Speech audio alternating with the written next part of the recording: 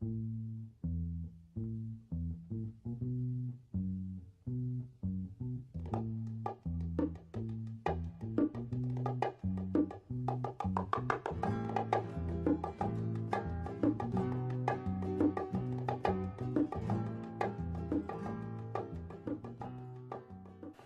sorry that I cannot be with you in Andalusia. Currently I'm in a hotel room in Yaoundé in the Cameroon, but I did want to send you a short message to say how much I'm sorry that I cannot be with you.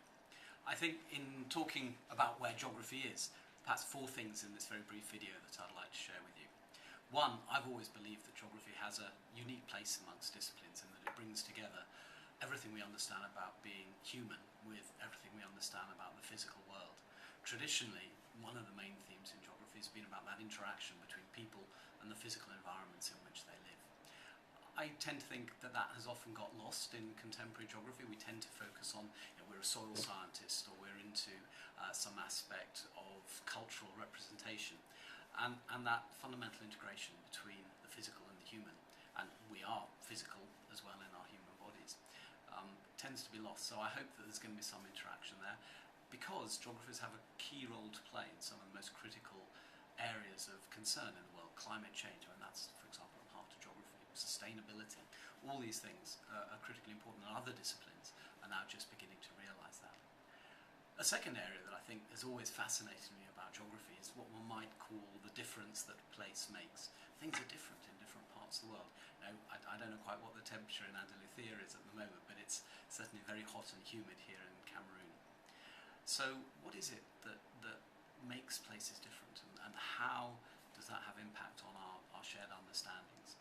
And certainly, as I increasingly have travelled many parts of the world in the last couple of years in my new role, I see these differences as being really, really important, and we need to begin to understand each other much more.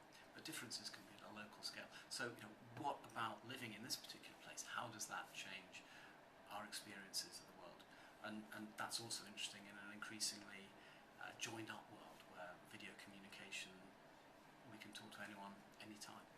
So the first one is physical human interaction. Second is this idea of the difference that place makes.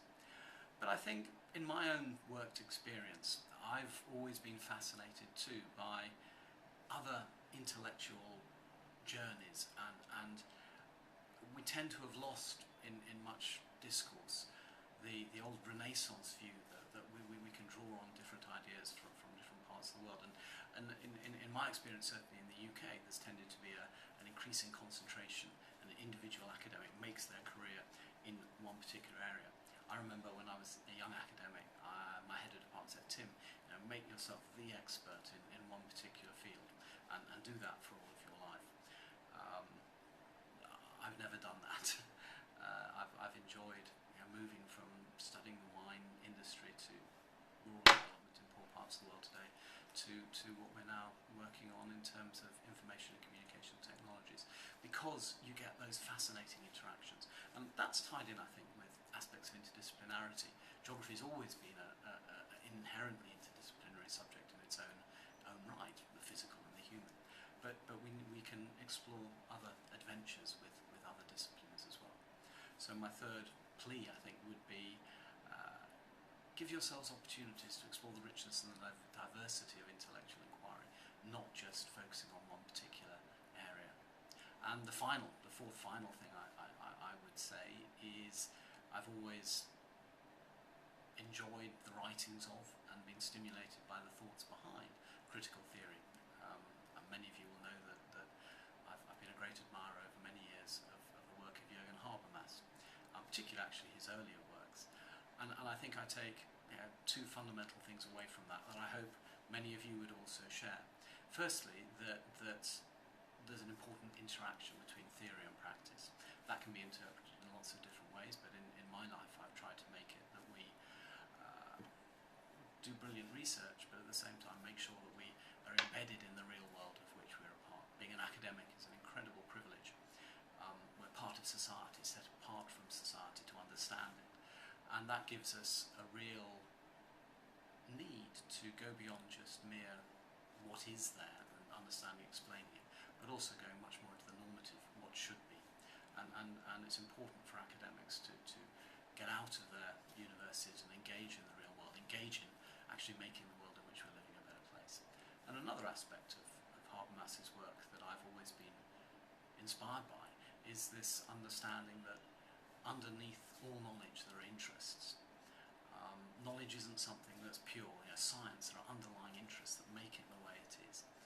And we need to understand those interests and be open about them, because only through so doing can we actually begin to move towards changing the world. So those are just 4 things I'd like to share with you. The first, that let's still maintain that interest between the physical and the human that to me has been at the heart of geography for many decades.